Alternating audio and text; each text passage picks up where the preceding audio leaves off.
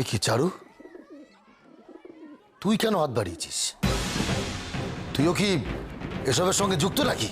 আমি জানি চুরি করাটা অন্যায়, কিন্তু আমি এটাও জানি যে আমার কোনো বন্ধুই প্রশ্নপত্র দেখেনি। অর্ধেন্দুর ভুল সুভাষ শুধরে দিয়েছিল, আর আমি এই ঘটনাটা আগেই শুনেছিলাম, আপনাকে জানাইনি। আর যদি কোনো অপরাধ হয় তাহলে অপরাধী আমিও।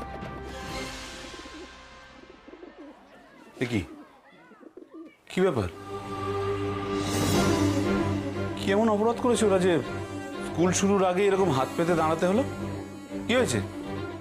শুধু কি আবার হবে?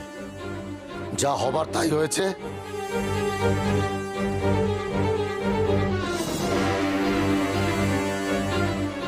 পড়াশোনার তো বলাই নেই, সামনে পরীক্ষা, প্রশ্নপত্র চুরি করে পাস করবে ঠিক করেছে সকলে মিলে।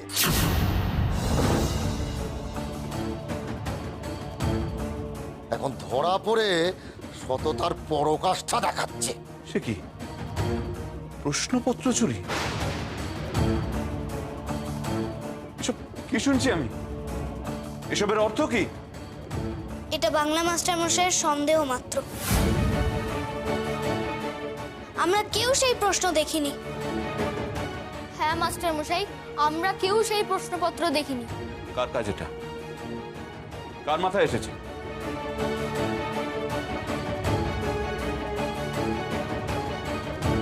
কে করেছে এগুলো? উত্তর দাও।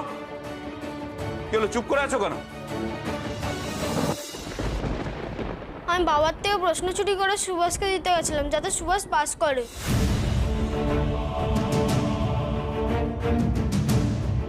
যাতে ওকে কলকাতায় না চলে যেতে হয়। কিন্তু সুভাষ ওটা নিজেও দেখেনি, আমাদেরও দেখতে দেয়নি। খুব অন্যায়, খুব খারাপ কাজ করেছো।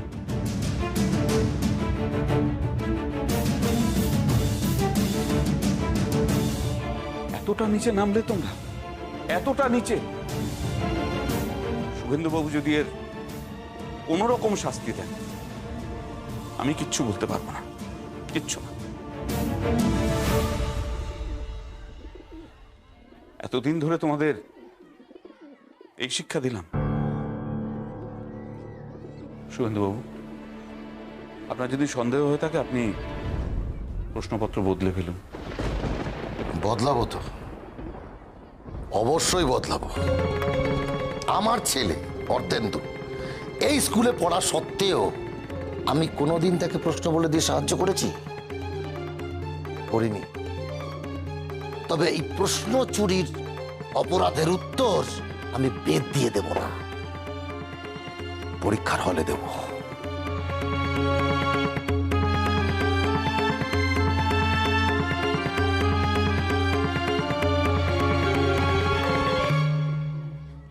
যাও, ঘরে যাও, ঘরে যাও সবাই।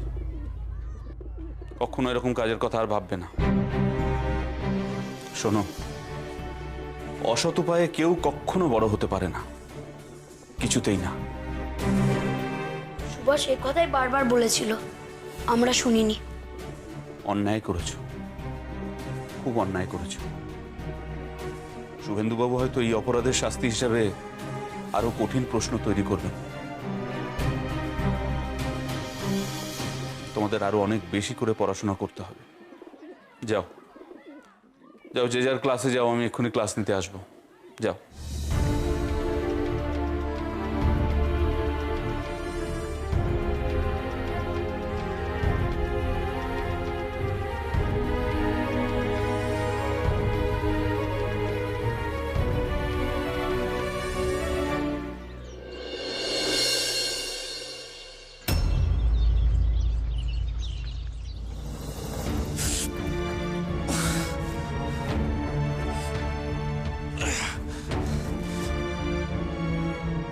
বসো বসো, এই পানি তোমাকে আর উঠতে হবে না। তোমার থালাটা আমাকে দাও, তোমার খাবার আমি নিয়ে আসছি। তুমি বসো এখানে।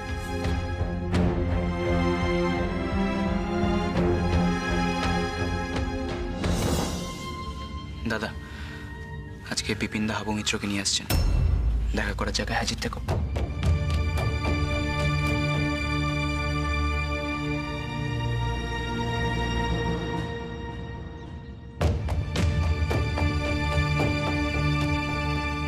জটিন, আজ তোমাকে কোর্টে নিয়ে যাওয়া হইবে। তাড়াতাড়ি খাইয়া তৈরি হইয়া নাও। আজকে বিপিন দা হাবু মিত্রকে নিয়ে আসছেন, দেখা করার জায়গায় হাজির থেকো। আজই? তাহলে তো বিপিন বাবুর সাথে দেখা হবে না। কথাটা কি কানে ঢুকিল? না না, আমি নিজে কোর্টে যাওয়ার জন্য আপনার থেকে বেশি ব্যস্ত। একে আমাকে এখানে বিনা দোষে আটকে রেখেছে, তার উপর পায়ের যে আমার অবস্থা, এ নিয়ে আমি হাঁটতে পারছি না। তাছাড়া আমি আমার পরিবার পরিজনের সাথে দেখা করেই তারপরে যাব। হতে পারে আমার মামা আসবেন, ললিত চ্যাটার্জি, তিনি তো উকিল, আমার হয়ে কেস লড়বেন। জটিন, আজ তুমি কোর্টে যত বড়ই লয়ার নিয়ে যাও, কোনো লাভ হইবে না।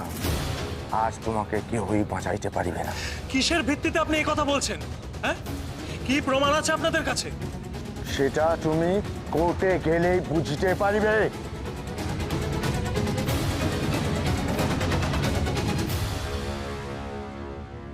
এ নাও। এ কি কি করছো তুমি? তোমার খাবার আমায় কেন তুলে দিচ্ছ? আজ তুমি যখন কোর্ট থেকে ফিরবে তখন আমার ছাড়া পাওয়া অর্ডার আসবে। আমার সাজা শেষ, আজই বাড়ি ফিরব। বাড়ি ফিরে তো পেট ভর্তি করে খেতে পাবোই, কিন্তু তোমার তোমার তো কোনোদিনই পেট ভর্তি হয় না। তুমি আমার কে হও যে নিজের খাবার আমায় তুলে দিচ্ছ? কেউ নয় তো, তবু তুমি আমাদের কথা ভেবে আমাদেরকে পড়াশোনা শেখানোর চেষ্টা করেছো। তুমি অন্য ধরনের মানুষ। তোমার একটা কথা আমার বড় মনে ধরেছে, জেল থেকে ছাড়া পেয়ে সুস্থ জীবনে বাঁচতে হবে। দেখো, আমি আর হয়তো লেদ মেশিন চালাতে পারবো না, কিন্তু অন্য কিছু করবই। করবেই তো। তোমায় একখানা প্রণাম করব, আর যদি কোনোদিন দেখা না হয়। তুমি সুস্থভাবে তোমার পরিবার পরিজনের সাথে বাঁচলে সেটাই আমার প্রণামই হবে। আর কেবলও দেখা হবে না। বলো, তোমার বাড়ি কোথায়? আমি ছাড়া পাওয়ার পর তোমার বাড়িতে যাব, খুব প্রয়োজন তোমাকে।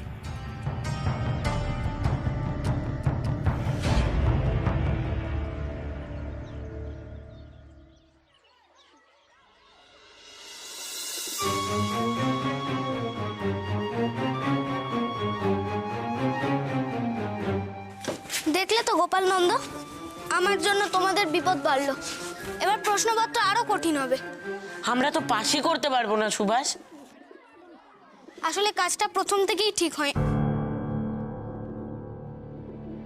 বসো বসো বসো বসো।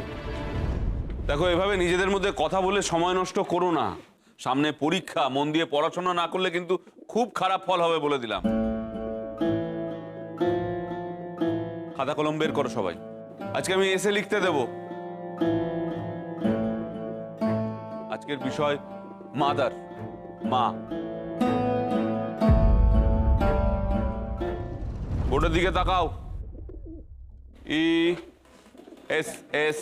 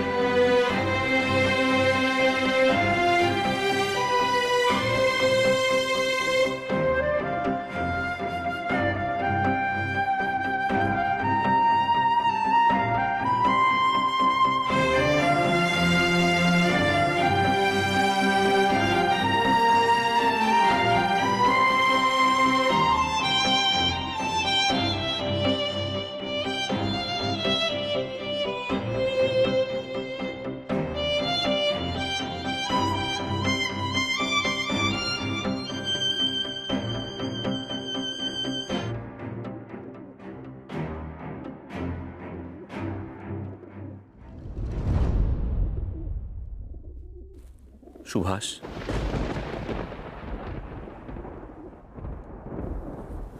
কি লিখেছো তুমি? তুমি তো বিষয় থেকে একেবারে বেরিয়ে গেছো। না না, আমি কিসের উপর এসে লিখতে দিয়েছি? এসে অন মাদার, মায়ের উপর।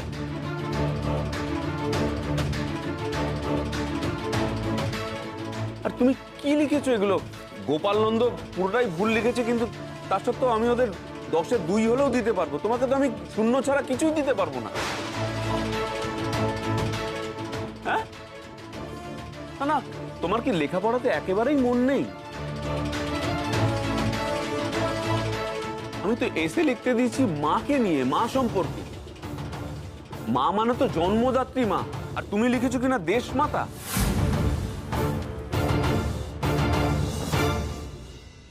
বোর্ডে তো বড় বড় করে লেখা আছে পর্যন্ত, এসে অন মাদার। এরপরও এটা কি কাজ করলে তুমি? মাস্টারমশাই, দেশ কি আমাদের মা নয়? অবশ্যই দেশ আমাদের মা, দেশ আমাদের মায়ের মতোই। যে ছেলে এটা বুঝতে পারে যে দেশ মাতৃকাও আমাদের নিজেদের মাতৃসম, সে ছেলে এটা বুঝতে পারছে না যে এসেতে কি লিখতে হবে পরীক্ষার খাতায়, দেশ মাতৃকাকে নিয়ে না নিজের জন্মদাত্রী মাকে নিয়ে। এটা বোঝার ক্ষমতা সেই ছেলের নেই। এটা তো আমি মানতেই পারছি না। সুভাষ, তোমার এই ইমোশন কিন্তু তোমাকে পরীক্ষার খাতায় নম্বর এনে দেবে না, এটা মাথায় রেখো। আজ সন্ধ্যায় তোমরা প্রত্যেকে আসবে আমার বাড়িতে পড়তে। পড়াশোনার বহর দেখেই বুঝতে পেরেছি পরীক্ষায় নম্বরের কি অবস্থা হবে।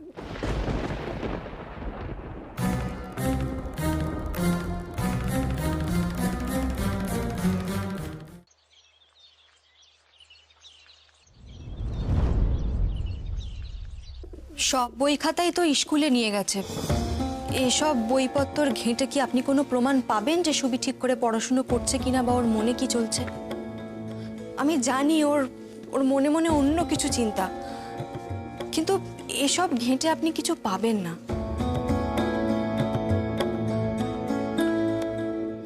প্রমাণ আছে প্রভা, এই বিজ্ঞানের বইটা দেখো। সুভাষ বইটাকে ছুঁয়েও দেখেনি। পরীক্ষা চলে এলো, সারা বছর সুভাষ কি করেছে বুঝতে পারছো? এই বই থেকে এখনো নতুন বইয়ের গন্ধ যায়নি প্রভা। আর শুধু তাই নয়, এই লেখার খাতাগুলো দেখো, কি প্রশ্নের কি উত্তর। মন গড়া লিখেছে, সব নিজের মন গড়া।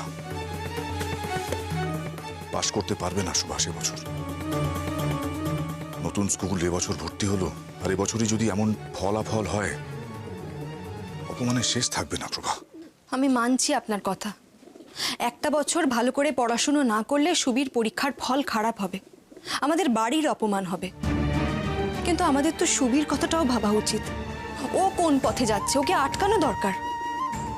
আমরা ভুল করেছি এতদিন ওর মতে সহমত পোষণ করে। ওর আর কোনো প্রশ্নের উত্তর দেওয়া যাবে না।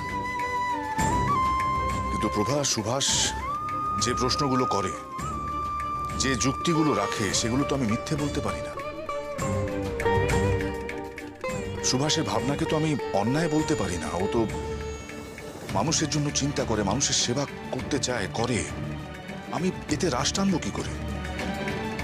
কিন্তু এটাই তো ভুল।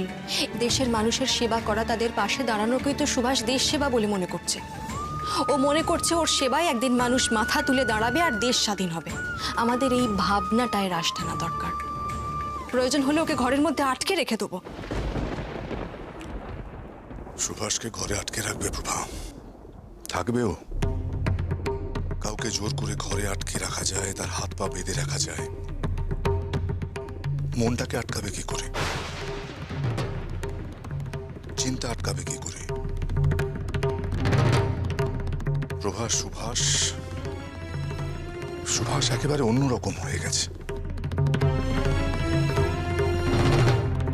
যেমন করে সবাই বড় হয়েছে তেমন ভাবে যদি বাকি সবাই বড় হয়, তাহলে তো কোনোদিনই দেশ স্বাধীন হবে না। কাউকে না কাউকে তো একটু অন্যরকম করে ভাবতেই হবে। যেমন ভেবেছে বীরেন দাদা, যেমন ভাবছে অনন্ত দাদা, অনুমাসী, যতীন দাদা, এরাই হয়তো একদিন দেশ চালাবে মা। এসব কথা বলবেন না, আমার সত্যি খুব ভয় করে। একবার ভেবে দেখুন তো, যদি ও সত্যি সত্যি ওই অনন্ত বীরেনের মতো ভাবতে শুরু করে তাহলে কি বিপদখানাই না হবে। না প্রভা, এবাড়ির ছেলে লেখাপড়া না করে দেশ দেশ করে নিজের ভবিষ্যৎ জলাঞ্জলি দেবে, এ আমি কিছুতেই হতে দেব না। আমি জানি না কলকাতায় নিয়ে গিয়ে সুভাষকে কতটা সঠিক পথে আনতে পারবো, তবুও চেষ্টা তো করতে হবে।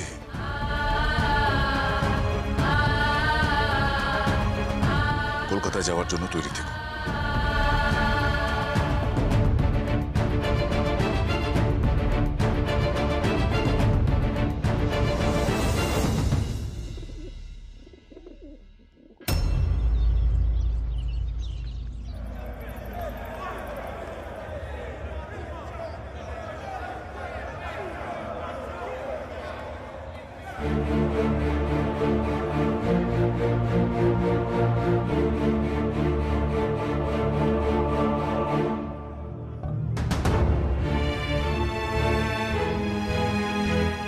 ও হাবু, হাবু মিত্র, রদা কোম্পানির কর্মচারী।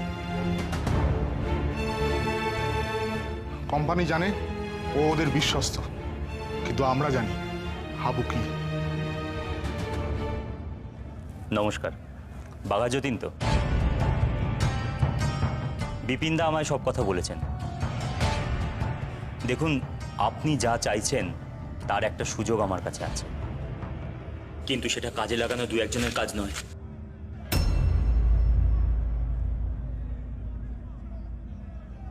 তাড়াতাড়ি বলুন, আপনার সঙ্গে এখানে আমার বেশিক্ষণ কথা বলা যাবে না। শুনুন, আগস্ট মাসে রদা কোম্পানি থেকে 202 পেটি পিস্তল আর কার্তুজ কলকাতায় আসার কথা আছে,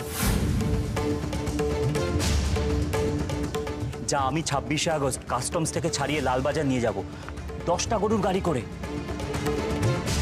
আর কাস্টমস থেকে লালবাজারের দূরত্ব ওই 100 থেকে 150 মিটারের মধ্যে হবে। এর মধ্যেই যা করা করতে হবে। দেখুন, আমি আবারও বলছি যে এই কাজটা কিন্তু অত্যন্ত ঝুঁকিপূর্ণ। তবে তবে আপনাদের পরিকল্পনা যদি ঠিকঠাক হয়ে থাকে তবে আমি আপনাদের সঙ্গে আছি, এইটুকু বলতে পারি। আর বিপিনদা আছেন, বিপিনদাকে খবর দিলে আমার সন্ধান পাবেন।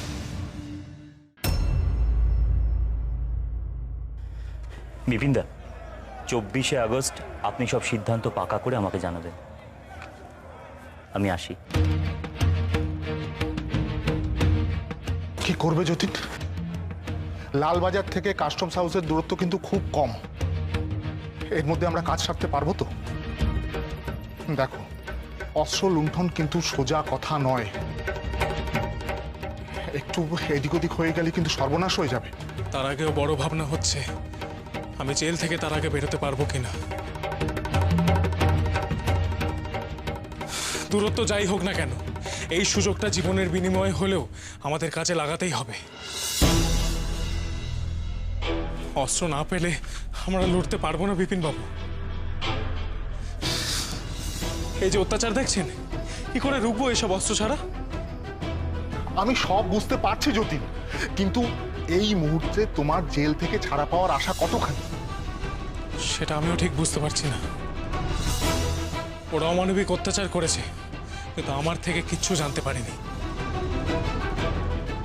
বাইরের খবর আমার কাছে ঠিক মতো আসছে না, তাই পুলিশ কি পরিকল্পনা করছে সেটা ঠিক বুঝতে পারছি না।